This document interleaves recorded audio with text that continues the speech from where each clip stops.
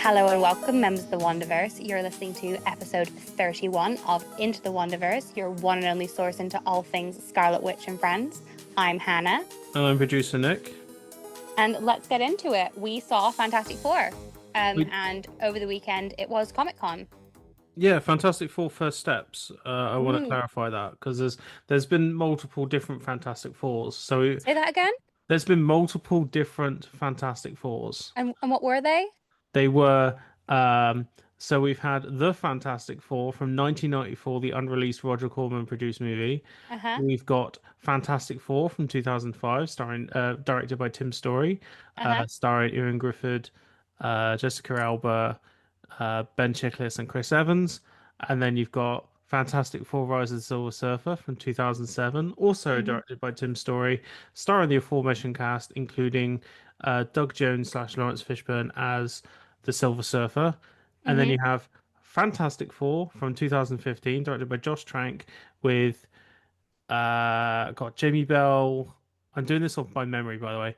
Jamie Bell and Kate Mara, Michael B. Jordan, and Miles Teller. Yeah, And Toby Kebbell, I think, was Doom in that one. I don't recall. I Yeah. literally only think about Miles Teller And then we're and talk Kate Mara's wig, and then the 700 wigs that she we're had for that movie. and then we're talking about 2025's The Fantastic Four: I was First trying Steps. so hard to get you to quote Josh Trank's Fantastic Four there. You just like weren't picking up what I was putting down. Josh Trank's Fantastic Four. Yeah, say that again. Josh Trank's Fantastic Oh Four. my God. No, we're not doing this anymore. Like if you're not going to lean into the meme, then I'm not going to say them I don't even anymore. know the meme. I don't You even. don't know the meme at the end where he's like they say it's fantastic, and then Miles Teller goes, say that again. That's like the Uh, biggest meme from the movie. okay. That's why I keep saying it, not because I really want you to say it again. I got done on that one clearly. Yeah. It was Comic-Con over the weekend. We didn't obviously Marvel didn't have a panel this year. Honestly, for me, the highlight of the weekend was the interview with the vampire panel. But we did get a bunch of kind of looks at merchandise. Again, unfortunately, we didn't get any Wanda figure news. We did, however, get a look at the new Strange Tales cover that's going to feature Wanda. She's obviously going to be a major character in that. I think it's going to be a big the Wanda community because it's going to have Wiccan and Nico Moreau in it. I think that that's going to be really a good one worth watching. That Strange Tales series. We also saw that obviously we're going to have the fight for Sorcerer Supreme that Wanda is involved in. But we didn't get any news on what's next for Wanda in terms of her what solo run we're going to next. We have had it confirmed there'll be some kind of solo run, but I guess maybe they're waiting until D23 to announce with everything else that they're announcing. Yeah, I mean, all our predictions the last few weeks have been, oh, we think they're going to announce what's going to happen next for this after this Vision Scarlet Witch comic, and yeah, we couldn't be more wrong. Well, yeah, Um, The Marvel Comics panel they didn't really launch any news. Again, I think that Marvel and Disney must really be moving towards doing all their announcements at D23. I think yeah, that's how what we have to think of going forward. yeah, it's a bit of a shame, but To be fair, there was some amazing events going on. I saw so many people who I adore from online at Comic Con, and I saw the Rivals cast just having the best time. Elijah, who plays Bucky, cosplayed as Bucky, and then went and got the Winter Soldier treat from the Thunderbolts ice cream van, which I really enjoyed seeing. And shout out to like Riley, who I saw who's like the Bucky version of me, I guess. She was there having I saw her videos from Comic Con. The life size Galactus they had there also I looked I was gonna amazing. say, like, did you saw that Yeah. massive cosplayers that guys collectors? That's pretty impressive. Yeah, also I loved all the pictures behind the of in obviously a practical costume Yeah. from the actual movie looked amazing. It looked like such fun. I wish that we were any people were like, "Are you going to San Diego?" I was like, no." I mean, it was always like a wish for me that Hmm. one day I would end up going to San Diego Comic Con. But this was, those that wishes was when Hall H was the big thing. I always dreamed about going into Hall H and like doing that the whole day and seeing all these panels. But that was before Disney bought Marvel. To be fair, there's still some amazing panels. I watch some really great stuff again for TV shows that I'm interested in, and just the fan experience looks absolutely incredible. And I mean, I would go to like the Hasbro launches or I would go to those things. I'm so jealous. I can't lie. I was so jealous of everybody. I want to give a special shout out to our listeners from the Netherlands this week for always being the first people. Our two listeners in the Netherlands, you are always our first two downloads. So thank you for that. And also, we have a growing fan base in Georgia. So shout out to Georgia Oh, for um I just wanted you to give you guys a shout out. And we did hit 60 countries. We're actually at 61 countries we have been are listening to us. So thank you so much for that. they And got a all the good love. they got a good rugby team in Georgia, so that's my contribution to the Georgia lot. You guys have got a good rugby team. Well, I'm sure they'll appreciate that. Yeah. So yeah, we've not had a lot of news since we recorded the last episode because we're recording these quite close together because we saw Fantastic Four. Wanted to give you our takes. So we saw it opening day. It was a really great atmosphere in the cinema, I would say. I had a great viewing experience, purely because of the little kid that was sitting close to us, who Yeah. was Yeah. it reminded me kind of what it's all about. I've heard one of my friends was talking to me about this kid that had spoken to her about having seen Superman um in America, and he was so like engrossed in the movie and really felt uh you know like he spoke a lot about like how he wanted to be Superman. And but the kid that was behind us in the cinemas, I know you didn't hear him, but like he was so when the thing said, like he was waiting for clobbering time, like he was hankering for it. And I feel like it reminded me that Marvel's not just for us. Do you know what I mean? It really put in perspective to me that like Marvel is for kids. Yeah. And I think the Star Wars community needed to be reminded of that with their movies, and I think that I needed that reminder a little It's bit. it's it's kind of funny you say that with Star Wars because I had a cinema experience when I saw The Force Awakens for the third time because I saw it twice by myself and then what used to happen is I used to go home and see Star Wars with my mum, and then when we saw Force Awakens I was sat right next to a kid who must have been about 6 or 7, and like it was like the greatest thing. It was like the greatest movie of all time for this kid. And like you said, like it really puts that into perspective of being like, I was 7 year old, 7 years old. I loved Star Wars, and like I think we kind of like get really really cynical and like just being quite you know seeing the money on the screen and like I said being very cynical about these things. So having, like you said, like you're basically the target audience sat behind you or sat near you and you can kind of hear their responses, and you're just like, no, this is what it's about. And me and you can be, we can be waxing lyrical about what Disney's going to do next and like who's going to get cast who and contracts and all this kind of stuff. And like how much money Doomsday is the budgeted at and how much Downey Jr. is getting paid, all that crap. But like at the end of the day, like this little 6, 7 year old, 5 year old, like it doesn't matter to them. Like it really No, doesn't matter. I'll talk about some. I'm going to bring up his reactions a couple of times because it really did, because I did have, I really enjoyed the movie. Like, just my overall is I really enjoyed it. I gave it the same score as Superman. I thought, like, I think I enjoyed this movie more just because I'm not a Superman girly. I'm just not a DC girly. I'm so sorry. People ask me all the time, unless it's Suicide Squad 2016. It's a It's just bad not take. my, I have takes. Yeah. Um, it's just not my thing, and I just don't have the same investment in DC characters, I feel. And it was lovely to see this Fantastic Four movie and to see those relationships from the comics really come to life, and that's what I really enjoyed about it. But I do think that my enjoyment was increased by knowing that it was hitting it was making kids feel something. And like again, I do feel like some of the more cynical Marvel movies, this movie took itself seriously in its world, and I really felt that from this child who was so engaged, and it was just a really special, lovely viewing experience. Yeah, for me, I rated the same as Superman, for 4 stars on Letterboxd. And when I've been saying to people I saw Fantastic Four, they'll be like, "Oh, how was it? Or how was it compared to Superman?" Is usually kind of how it follows because they came out quite close together. Hmm. And they're two completely different kind of movies. They're both comic book superhero movies, but they're just two different movies.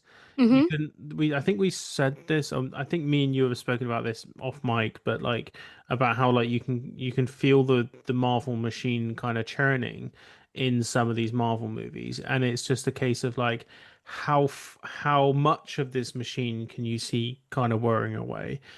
It's not necessarily, it's not there because it is there. It's just how much is it there? Compared to something like Thunderbolts, where like you don't really see it very much because of how the kind of story it's telling, and then you compare that to something like the Marvels, where you can definitely see the Marvel machine turning. Um, I felt like the first act of the movie, I was very Matt Shackman.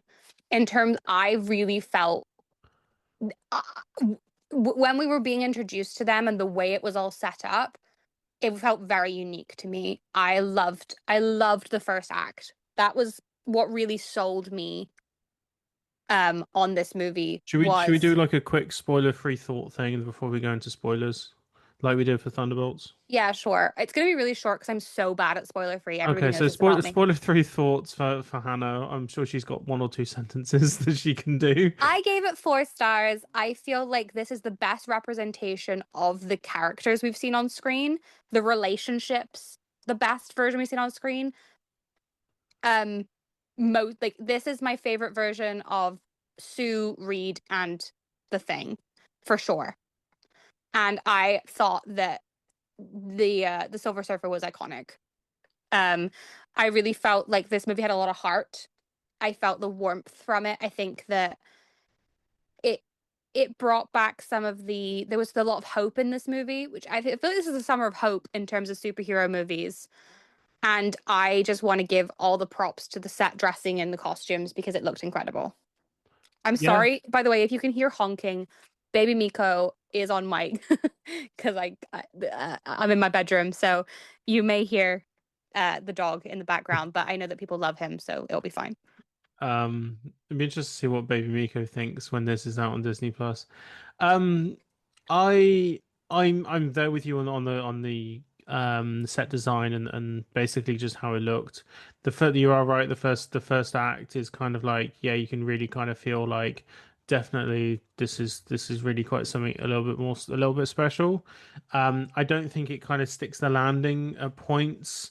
I think that the kind of final acts, um, whilst certainly better than 75% of the MCU stuff, it still kind of suffers a little bit.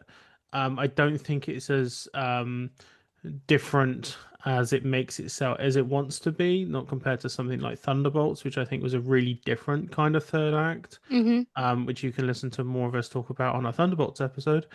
Um, I I've never been a Fantastic Four guy. They've always been like a group of characters that have always crossed over in comics that I've read, and I read the Jonathan Hickman run, I think it's the 2015 Hickman run, I think it was him, Hmm. and that was great, really really great, and actually made me kind of appreciate the characters a lot more. But like I didn't come away from it going, oh no, I'm definitely a Hickman guy, or a Fantastic Four guy. Um, I liked the Jack Kirby of it all in this movie. Like, there's some stuff going on. Like, we'll go into spoilers, but like, there's some stuff in there that I'm like, oh no, Kirby would have loved that. This is great. This is proper Kirby. You can see some Morbius kind of in there, the comic book references to these icons that create Hmm. helped make these characters iconic. Yeah, Shadow Ball was a great Silver Surfer. Um, I think it was good to because Doug Jones's Silver Surfer is arguably one of the best parts of the old Fantastic Four movies, and I think they did a very good. I think it was a very smart choice to actually go with Shallowbale rather than to try and do the same thing again, because I don't think that the Silver Surfer part of the Rise of the Silver Surfer is probably the best part, and so I think that having gone in such a different direction was a smart move, personally. Yeah, because I think Norrin was voiced. It was played by Doug Jones, but it was voiced by Lawrence Fishburne. And then obviously everyone remembers that Galactus was a cloud in that movie. Yes, he Um, was. he was Ralph Ineson as Galactus. Pretty happy with that. He's got a great voice. I was really Um, happy with I, I just don't want to be so mean, but again, I loved Chris Evans's Johnny Storm so much that I wasn't quite here with Joseph Quinn. Like I just wasn't quite there with it. Like again, I don't like I just don't want to be mean. I think that whatever is still in me, I'm just a Chris Evans fangirl, maybe. I just preferred his a lot of people love this Johnny. Again, a lot of people really love this Johnny. And again, I'm not a huge Fantastic Four girl either. Again, I'm very much coming from the Avengers and then Defenders side of things. But I really liked Reed and Sue's relationship, and because we've been asking for more Marvel romance, and I think they actually did. We're gonna get into spoilers now. Again, I'm really yeah, bad at let's just do spoilers. Let's do spoilers. yeah. I think that Reed and Sue's relationship was very well done, and like I think that I found the family dynamic to be believable, and I think that they did a lot of groundwork in that first act to set that up. And I really did enjoy, again, I loved the versions of technology. I loved the records recording Charlotte Bale's messages. I loved the retro future technology. I loved the car. I love all that stuff. I always have. I'm gonna be so sad if we lose this world forever and I never get to see it again. I mean, I think it's safe. I think it might be safe to say that we probably won't see this world in this as much detail as we will again. I Judging by just the I credits thing, which loved we will the get into. We'll get I into that. loved the Baxter building. I Yeah. loved everything to do with Reed's. I loved this opening montage of setting them up. I think it was a very creative way of not having to do their origin in great detail, because obviously that would be a retread of everything we've seen before, but still getting that heart into it. And I just fell in love with Ben Grimm in this movie. Ben was arguably to me the standout. I think what we saw with this, what we saw with this version is like this idea of commitment. Like 10 years ago, they couldn't commit to this kind of like the weirdness. I won't say the weirdness, but like Hmm. the cutesy stuff, like the Fantastic Car, Herbie, the the Baxter building, um, like they couldn't, Mole Man, um, they couldn't commit to these kind of ideas. Everything kind of had to be like serious and like grounded, and and I have thoughts on Josh Tranks's Fantastic Four, but like I said, 10 years ago, like they just everything just kind of had to be this like self-serious and like I said, grounded and Hmm. rooted in real science. And like Fantastic Four isn't that. I mean, Reed Richards is a weird ass guy. Ben Grimm looks weird. Johnny Storm is has the hots for alien chicks, and like Sue like has a pretty weird power set when you get into it. Like it Hmm. looks visually distinct. Um, and I think that what we're seeing with this 2025 is like a sense of commitment to these ideas that we just wouldn't have got to 10 years ago. Galactus, they tried to do Galactus in the past in 2007 and it was just a cloud.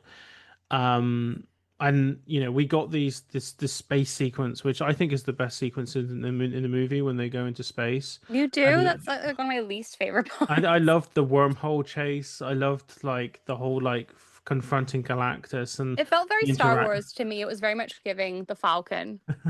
the interactions with the Silver Surfer. Like I loved all that kind of stuff. That was kind of when I was feeling most like, Marvel was taking a bit of a risk and really kind of getting a bit out of their wheelhouse. So See, I um think as a woman, the giving birth in space part, I actually loved, I adored Vanessa. One of my favorite parts of the movie is when Sue says, Johnny, kill her.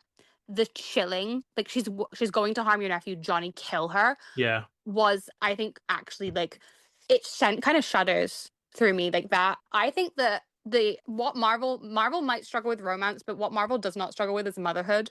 They really have a they love to kill off one sibling, but I do think that Elizabeth Olsen's Wanda laid the groundwork for that. But Sue's as much as I didn't agree with any parenting decision made in this movie, um, I do think that Vanessa Kirby was such a powerhouse in terms of the raw acting that she put into this role. I think while the movie doesn't make itself grounded in real science, it grounds itself in relationships instead. Yeah. Is I do think that there were sillier elements to this movie. And one thing I have just a gripe with because it's in Superman and Fantastic Four this year, and I have to bring it up is I'm so tired of the big evacuation sequence that has to happen in every movie now because of everybody complaining in the early 2000s about, well, the 2010s about the kill count of civilians that would have happened.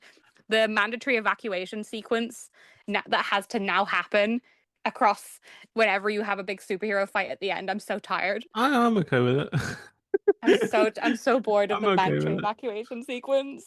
I'm okay with it because like it reminds me of the kind of what Raimi and I guess say his name quietly, but Joss Whedon, what they used to do in their Marvel movies, where like they would kind of show a bit more of the public and like their relationship to kind of like the ongoings on. So I did for me I kind of appreciate that because I don't like the whole you know mass destruction of something like Man of Steel and Batman v Superman, basically the Zack Snyder of it all, um, where it's like the human cost is immeasurable and we're just gonna have to like gloss over it, but it just leaves a bad taste in your mouth. Whereas like I kind of appreciate that both these movies, like you said, they're kind of built on this idea of hope and like being good and good natured and doing the right thing.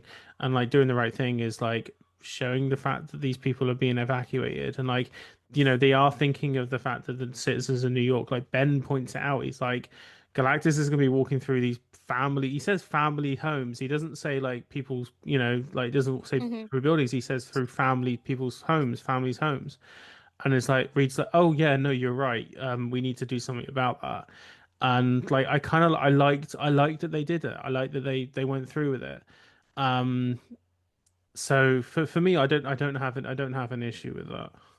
I wanted to talk about um I liked the consistency of characterization that was going on. I liked that in like every scene you see Johnny petting Herbie. They all have a very defined relationship with the beings that are in the universe. I didn't feel like we were jumping from one liner to one liner.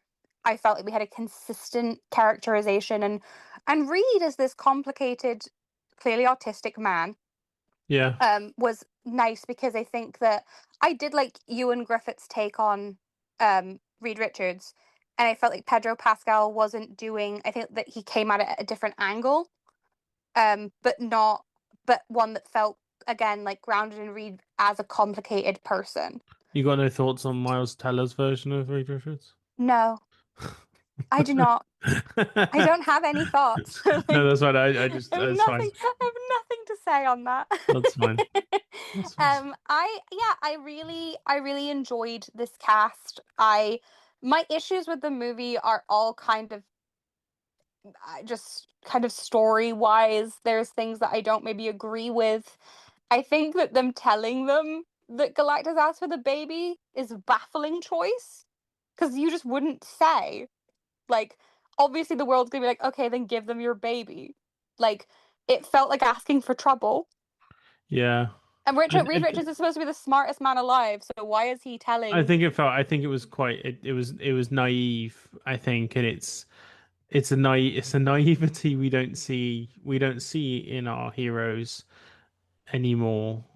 I think, and I think you are right. You know, it doesn't make it is a baffling choice for them as a baffling choice for them to make, but it's naive.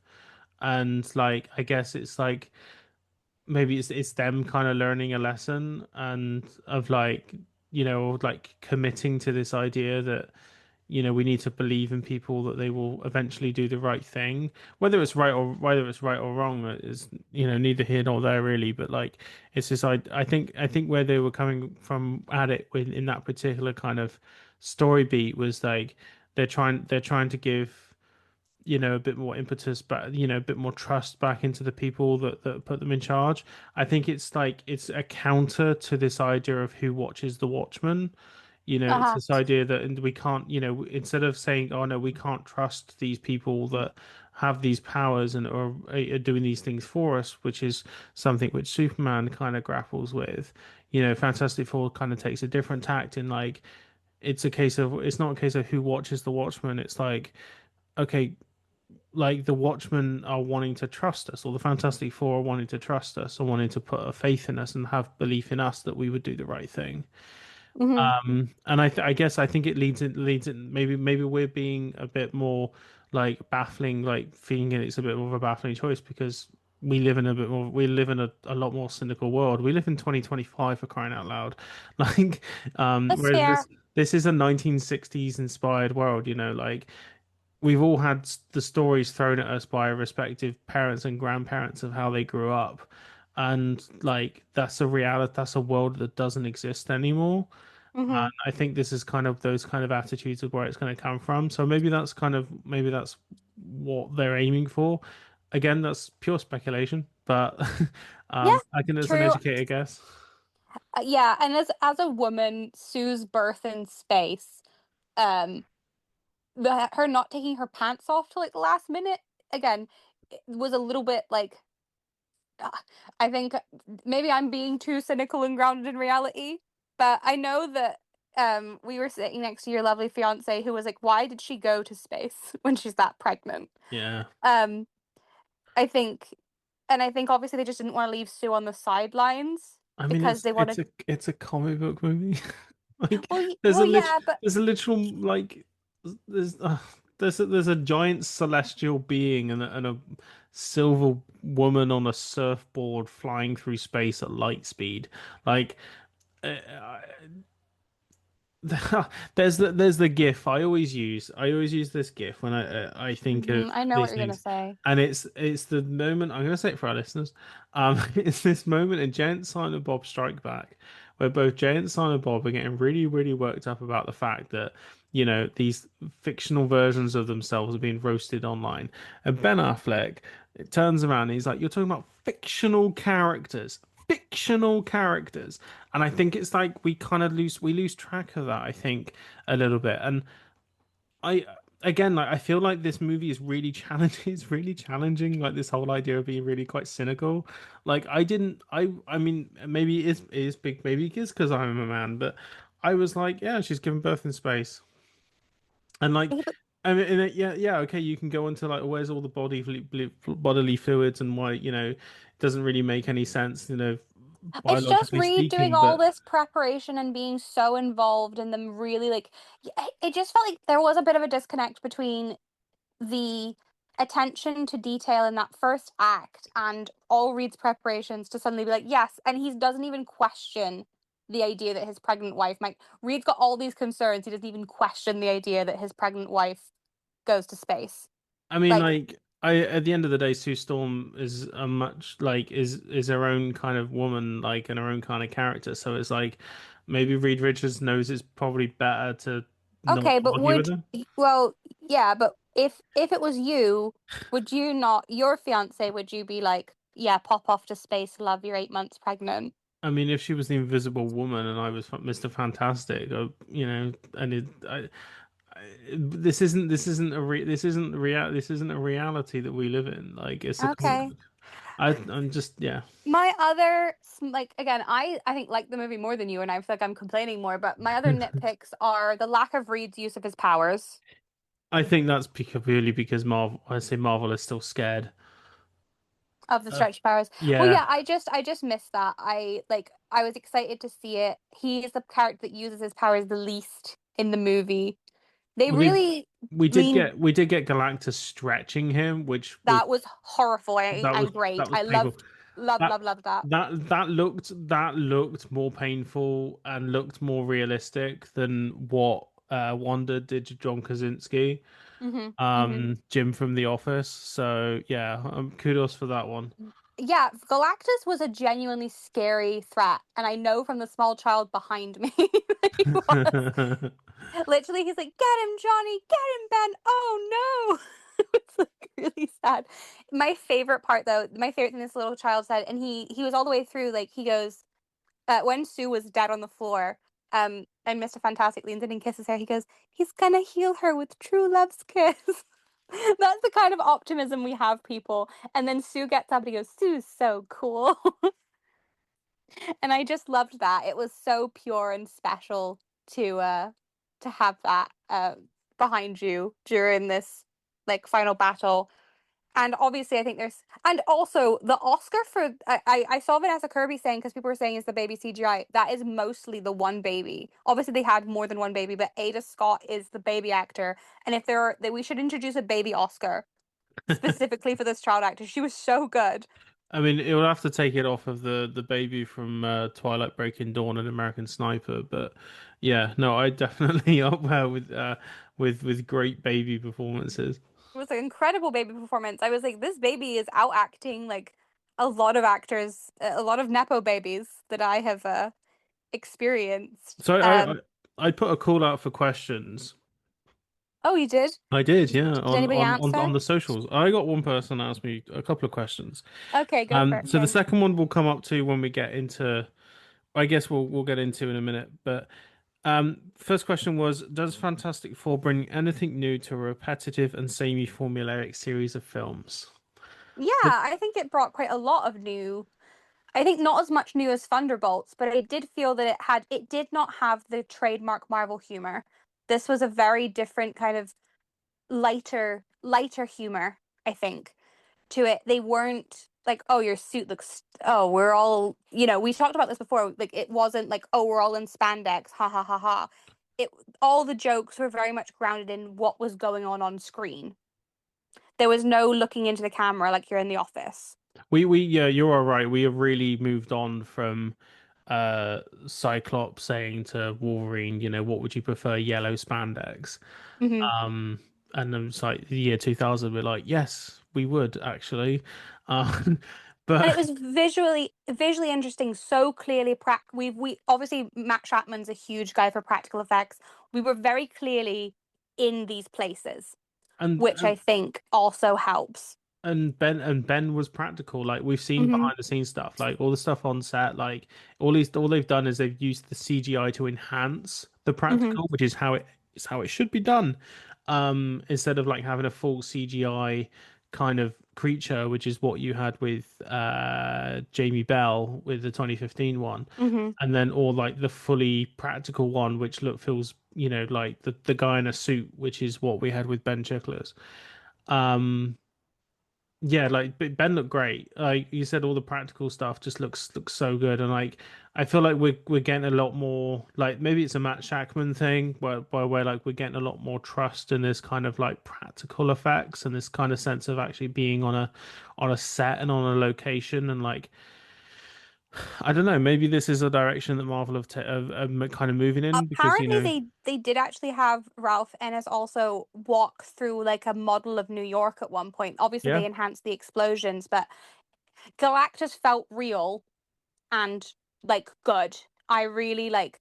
I think what it brought to me is also I did have hope that Marvel is going to remember that their characters need to have relationships beyond quips, like because they really they gave time to Reed and Sue to speak. I would have loved if it was longer sometimes. Again, I think I've been spoiled by shows like Falcon and the Winter Soldier and WandaVision in terms of getting dialogue between characters. Yeah. But I did feel like, especially between Johnny and Ben, we had a lot of good interaction. Yeah, I felt like what this was a step forward from where we have been, from something like the Marvels, which had the potential to be great, but like really got cut up, It really got, yeah, that was like that was a hack job that was, or like Quantum Mania. which We're was not an utter just mess. we're not just going from beat to beat. There was a clear story that Matt Shackman wanted to tell. There's a couple of times where I could tell the movie had been, we know that this is was cut down, that the original runtime was closer to 2.5. Yeah, because John Malkovich was meant to be Red Ghost, I think. Yeah. That was the There's rumor. yeah, well, yeah, we know that there's a bunch of stuff, and they've released some of the extended footage Yeah. on Twitter because people were asking for it. Um, we and so I feel like Natasha must have had more to do. Yeah, Natasha Lyonne was a bit of a strange one, really. Yeah, I don't know. Yeah, it was a bit of a strange one. I before I go ask this second question, which is on the post credits thing, but I think we need to talk about that after we talk about our main thoughts. You know, finish up our main thoughts on the movie. Do we have like do we kind of have like a couple of notes on like things we want to see in the future from Marvel that we have taken from this, or like things that we think would benefit, say, you know, the Scarlet Witch movie that may or may not be happening. I Um, think I really think that they could have taken this one step further.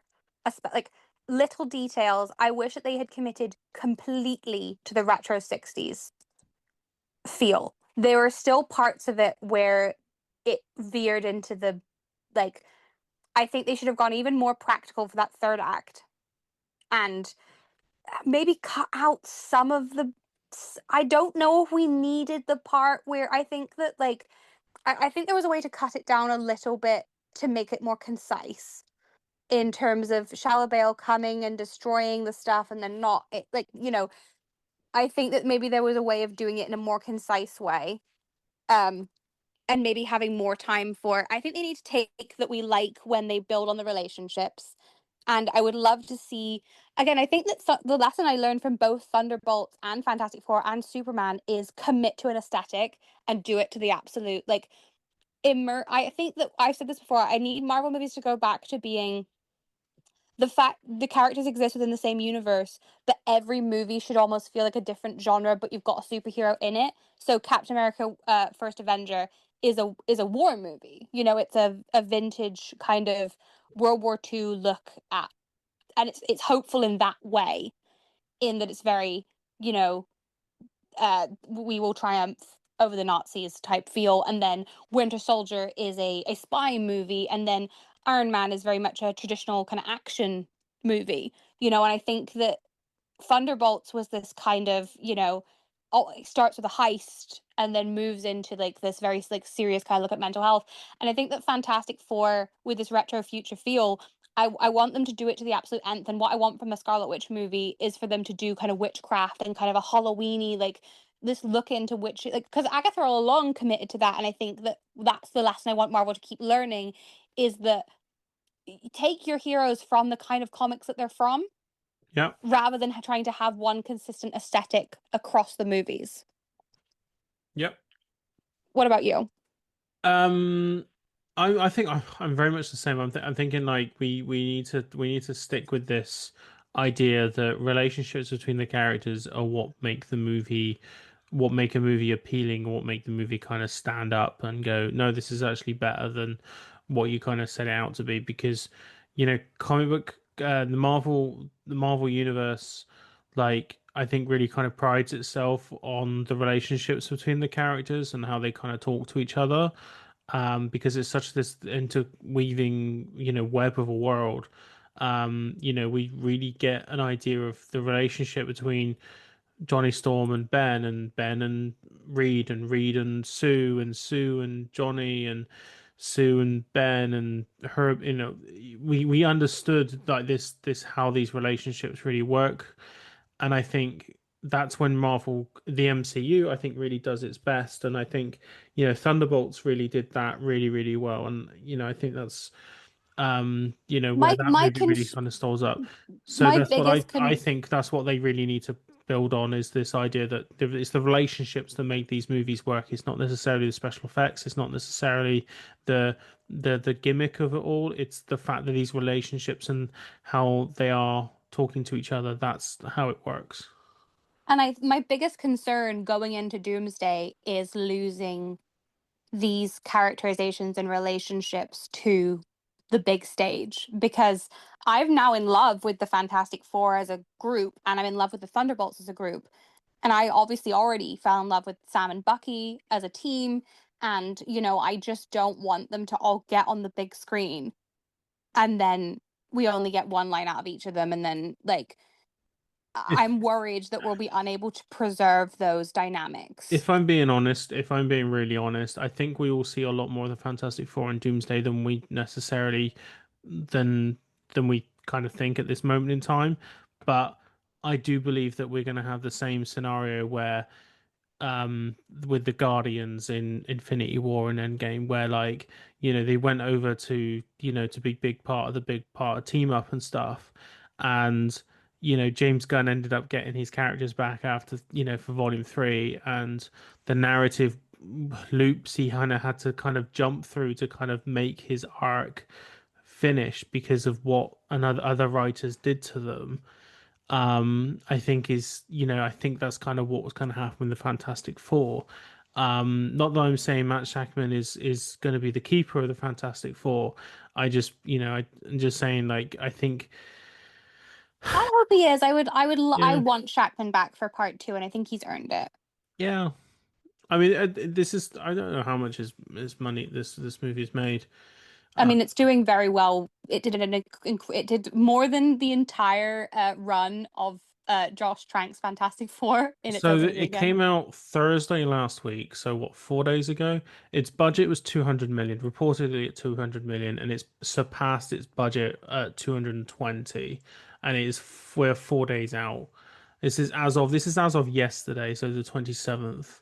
Yeah. And bearing in mind that is also like a week after Superman, so Hmm. it's done very well. 216.7 million globally, and that, again, that's of yesterday.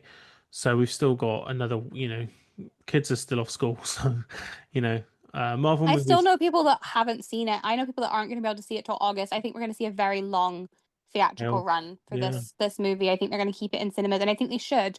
I think this is a movie that is worth seeing on the big screen. I yep, really do encourage you to not wait for Disney Plus. I said the same for Thunderbolts, and none of y'all listened to me. So, yep. we're going to So, get talk about the end so credits yeah, this now. is where I'm going to get into the question too. For this person that I sent out call outs, they ask, is Robert Downey Jr. a brilliant casting choice or a gimmick? Now, if they listened to the podcast, they would know that we have many thoughts on this. And we don't actually see Downey in this little screen, even though he is credited. Apparently, it was him though. I heard that they did make him practically be on set, which is good because He I, should he be. he was not doing that when he was at the end of the Iron Man uh role. So, Yeah, so we get this kind of what do you call it?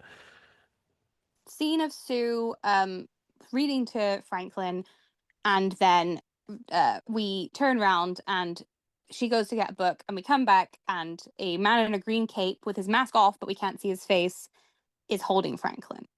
So I imagine he's going to steal Franklin. The rumor that is strongly permeating, and doomsday leaks are everywhere, and we know the script isn't finished.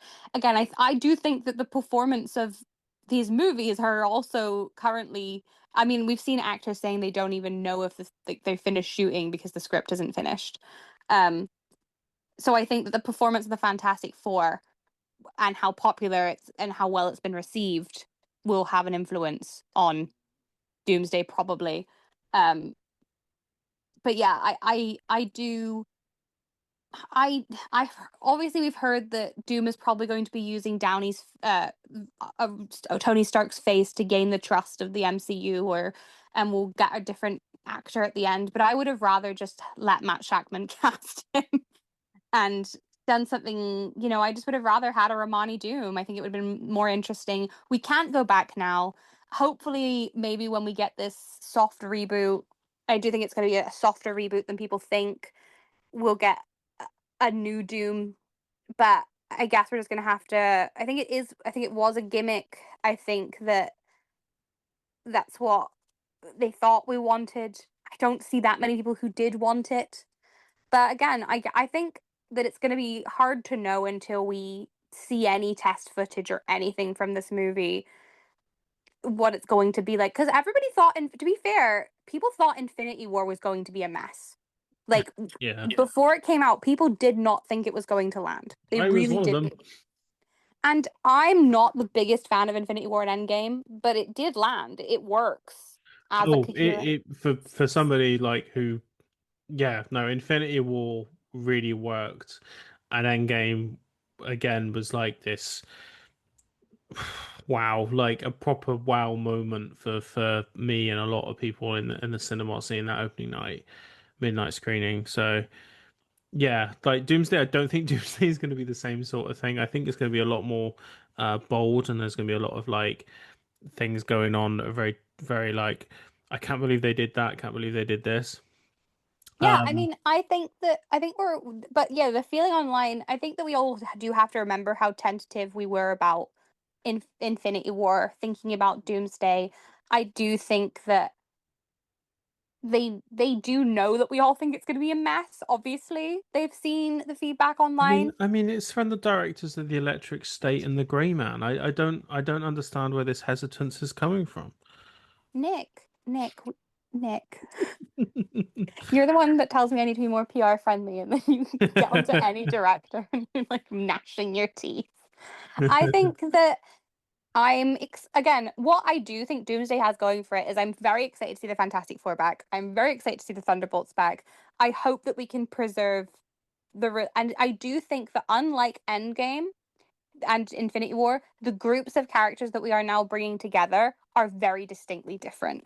And I Yeah, think that some of the problems in, you know, Endgame is that you have, Infinity War is that you had Star Lord who was a bit too similar. Like you had all these just kind of they've done a very different read so that we're not going to end up with, the same character over and over again, which I think is a really good thing to have coming in. I'm deciding to what Superman and Fantastic Four have told us is hope and positivity. And I want to bring that to the podcast as we go forward because I don't think that we can tell anything until and to be fair, I'm going 3 for 3 on Marvel movies. Well, not 3 for 3 on Marvel movies, 3 for 3 on superhero movies. Thunderbolts is still my favorite, but I'm a sad girl, so that's probably why. Um, but I enjoyed all of them. I didn't feel like I wasted my time seeing any of those movies in cinemas. I think that they were all worth a cinematic experience, and I kind of want to go and see Fantastic Four in 4DX. yeah. Um, I think I think kind of wrapping up, I guess, with this. Um, I was I was worried about Superman, and it was a case of like my worries were unfounded. I didn't need to be worried. And then I was a bit more I was a bit worried about Fantastic Four because of, you know, I guess Quantum Mania was kind of like the mess, and like that was kind of running around in my head, and I thought Volume 3 wasn't as kind of climactic as I thought it could have been, and like all these kind of reasons with these latest Marvel movies that I kind of get myself built up for, and I was worried that, you know, they would like they wouldn't be able to stick the landing, but at the end of the day, like they did, and it was a very, very solid, very kind of welcome addition to the MCU. And Make the cartoon, Marvel. Give us the Fantastic Four cartoon. Please, I'm begging you, do it in the full 60s style. We would be so sat, like, for that. I would be so beyond sat for a Fantastic Four cartoon. I would become a little kid. I mean, we just want any car in a cartoon, but yeah, give us that Fantastic Four cartoon. The second end credit sequence, I know a lot of people were really disappointed that we didn't get to see the Fantastic Four meeting the Thunderbolts and all that stuff. And I was like, that was never happening. We said that. Never. We said that was never happening. I was so I thought it was so cute. Yeah. The fantastic and also the cameo of the original Fantastic Four and the little thank you Fantastic Four um like montage. I loved that as well. I loved that. I loved the little Easter eggs that were in here. They weren't Easter eggs. I was expecting, when we saw the world leaders, I was expecting there to be a Wakanda um table or an Atlantis one. I mean, we did see the empty Latveria one a couple of times, didn't Which I we? also I loved. Again, all these little fun little moments. I was very, very into it. And I am so Eyes of Wakanda drops in like 4 days. The cartoon. Yeah. Just so that people know that's the next project we have coming out from Marvel, and then Marvel Zombies on the 3rd of October, which we will be reviewing week on week. Yeah. Because of Wanda's presence. I don't know if they're gonna drop the whole thing though, because they're dropping the whole of Eyes of Wakanda in 4 days. So So Eyes of Wakanda, I imagine me and you will probably end up doing like a similar situation what we did with Ironheart, where you probably end up watching it and then tell me to watch it. yeah. Whereas Marvel Zombies will be a week on week thing, As long as they release it week as on long as week, they week on week. Yeah, we'll which see. I hope they do. I want them to stop just dumping projects because they're not aligning with the current. I mean, it's binge culture in there at the end of the day. Yeah, but I don't feel like that's why they're doing it. I feel like they want to move past these projects they've already made because they're Yeah, not aligning with the current feeling at Marvel. But yeah. I but we'll see. Maybe I'm wrong. And then next week, what are we talking about, Nick? So next week is issue 3 Of of Vision of the Scarlet Vision and Witch. the Scarlet Witch. Um, So hype for that. halfway through. This is issue 3 of 5. Yeah, we're pretty hyped for that, I think. I'm really enjoying this run. Yeah, This has been I'm. it's been a long time coming for me where I've been reading a run as it's been coming out week by Uh-huh. week. And for me, like it's been really good. I'm really enjoying this. Yeah, I'm so excited to review it this week. I've seen the teaser panels, the previews. Looking good. Looking exciting. Won't tell Nick because Nick I don't think has looked at the previews. I haven't looked at the previews. You're gonna be excited. Yeah, So yeah, you're gonna we're putting this episode out really close to our last one, so we're spoiling you guys. Gonna have to actually pay money to put this one out because this episode is long as heck. But thank you for tuning in with us. If you can't wait to hear more from us, then you can find me over at Into the Wonderverse on TikTok or the Wonderverse on Instagram or the Wonderverse pretty much anywhere except on Letterboxd, which you guys have been following me on mass. Thank you, just because of my obsession with 2013's Rush. That is what's made me go viral on Letterboxd. That's Hannah Maximoff, and you can find Nick. I'm on the film Nick. That's the underscore film underscore Nick on Instagram and TikTok, where I am posting. Woohoo! Woohoo! Yay!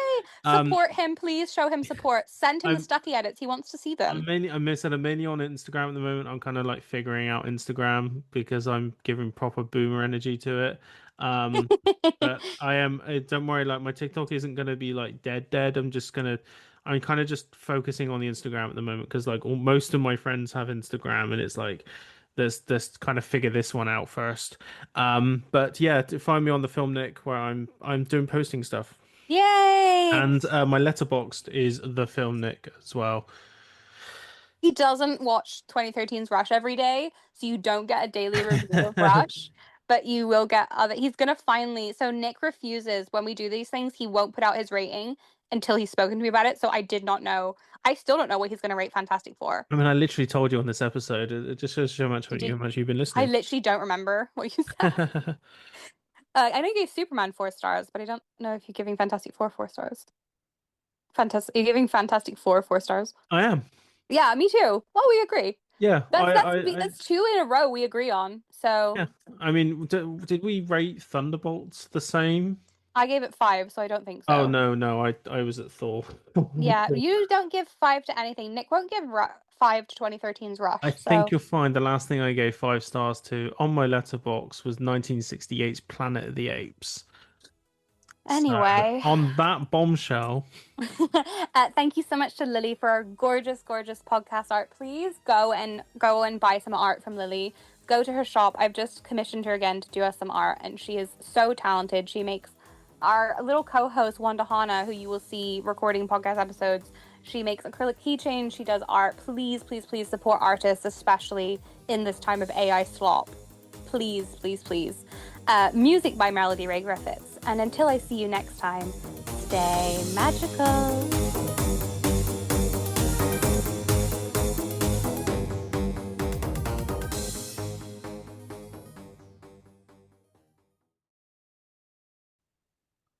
Is oh, I that can't find the record button. There it is.